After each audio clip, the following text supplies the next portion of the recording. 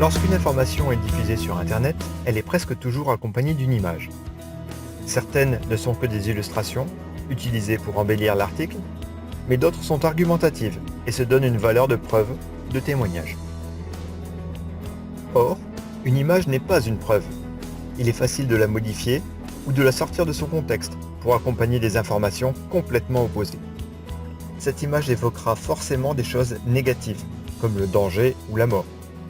Et pourtant, il suffit de la voir en entier pour que notre interprétation en soit radicalement transformée. Heureusement, deux outils présents sur le net peuvent nous aider à contrôler l'origine d'une image. Le premier nous permet de vérifier si une image a déjà été utilisée auparavant, et donc si elle a été sortie de son contexte. Par exemple, cette image, diffusée sur les réseaux sociaux, était accompagnée d'une information concernant la mauvaise utilisation de la prime de rentrée scolaire. Après avoir enregistré l'image sur mon ordinateur, je l'upload sur Google Images en cliquant sur le petit appareil photo.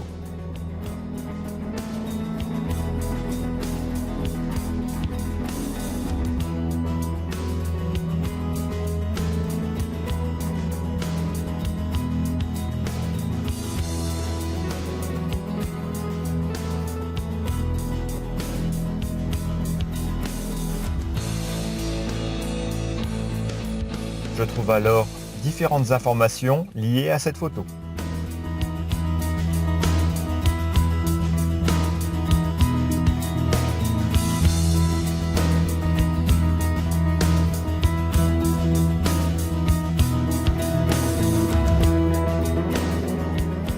Ici, je la retrouve d'ailleurs dans un article du site ladépêche.fr, en illustration d'un article sur les soldes. L'image a donc bien été sortie de son contexte. Le deuxième outil s'appelle Tinai. Ce site cherche des images similaires sur Internet afin de vérifier si une image a été modifiée. Par exemple, la photo de ce monsieur en surpoids a été partagée de nombreuses fois sur Facebook.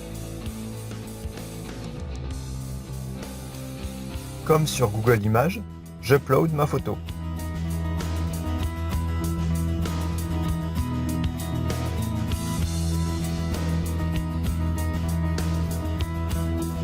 Je sélectionne ensuite Oldest dans le menu déroulant pour trouver les photos les plus anciennes et donc la photo originale.